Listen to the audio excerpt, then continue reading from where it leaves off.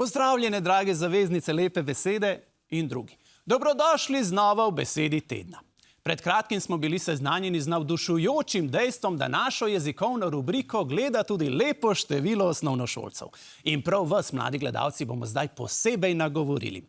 Veste, kako včasih pridete domov iz šole in staršem namesto pozdrava v obraz vržete 6-7, 6-7 in pri tem vas najbolj veseli, da starši nimajo pojma, o čem govorite. No, ravno ta 6-7 oziroma 6-7 je v preteklem letu eden najbolj uveljavljenih spletnih slovarjev na svetu, Dictionary.com, razglasil za besedo leta. Kot so zapisali v temeljitvi, izraz 6-7 je postal simbol generacije alfa. Otrok jo izreče s popolnim zadovoljstvom kot skrivno geslo, ki ga razumejo le izbrani. 6-7 otrokom ne nudi vsebine, temveč občutek pripadnosti. Te dni lahko opazujemo podoben fenomen pri odraslih. Bolj natančno pri naših sveže izvoljenih poslancih in poslankah.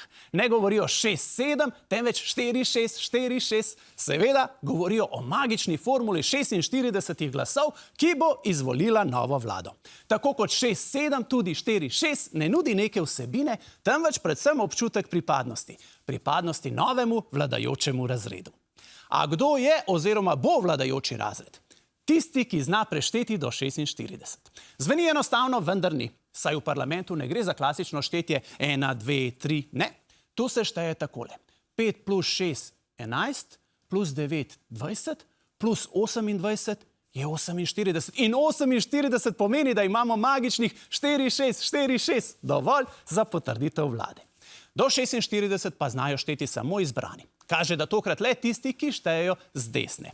Tisti, ki štejejo z desne, se preštejejo, tisti, ki poskušajo z leve, se uštejejo.